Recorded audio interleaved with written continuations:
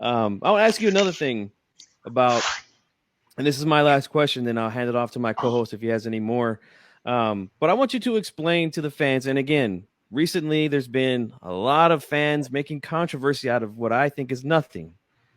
But when a fighter gets knocked down, explain to us the steps you take to count and what do you do with the fighter who knocked the other guy down. So let us know, what do you do when a fighter goes down?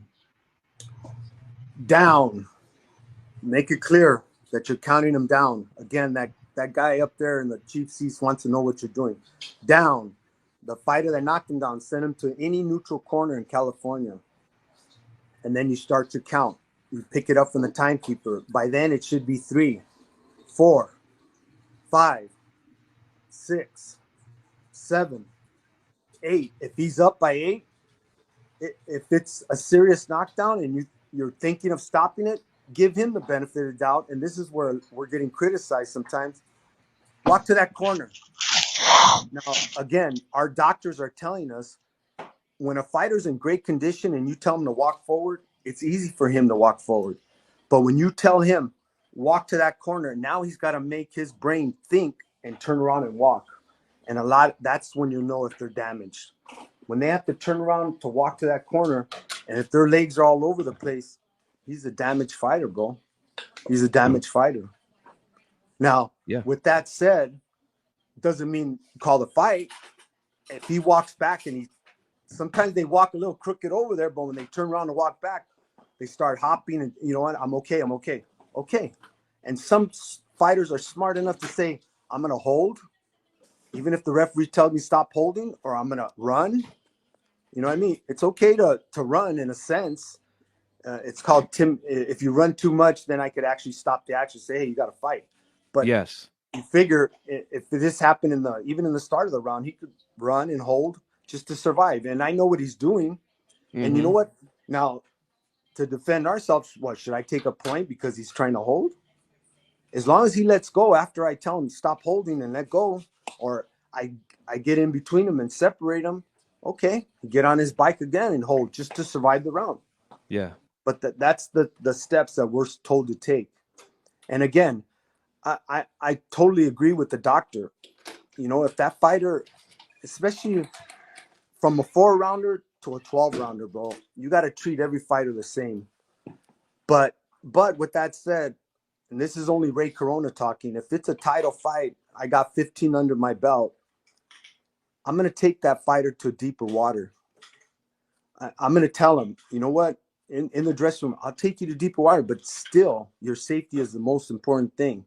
So if I count him and he makes the count up by 8 and walks to the corner a little crooked, but he comes back straight, okay, I'm keeping an eye on you. I'm going to tell him I'm keeping an eye on you.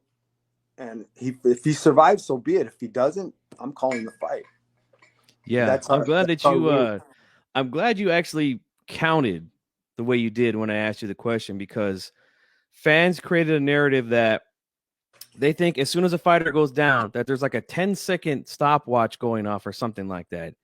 When it's a 10 count, it's the referee's count. It's not 10 seconds. And like you said, if the fighter doesn't go to the neutral corner, it's your job to put him in the neutral corner and you stop the count. There was a narrative out there that Russell Mora. Real quick, I'm glad you brought that up, because in the dressing room, I tell the fighters, and most of us do, if you come out while I'm counting the other fighter down, I will stop the count and make you go back. Yeah. And I'll do the same for you. So if you want to come out and stop the count and give that fighter an extra 3-4 seconds, then come out, bro. You know what I mean? That's their fault. Exactly. Yeah. I'm glad you brought that up, brother.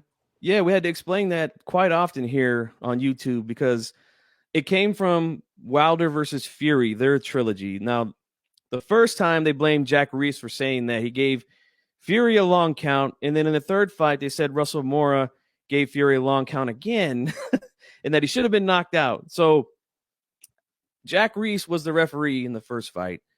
I felt like he made the right decision by allowing Fury to continue, but I did not see any error in what he did when he counted Fury down. Do you agree? I totally agree. I mean, I was ringside, and he gave him a perfect count right over his face. Remember, he laid out like a Yeah. cross. To be honest, I hope I don't get in trouble, but I think I would have probably stopped the fight the way he fell.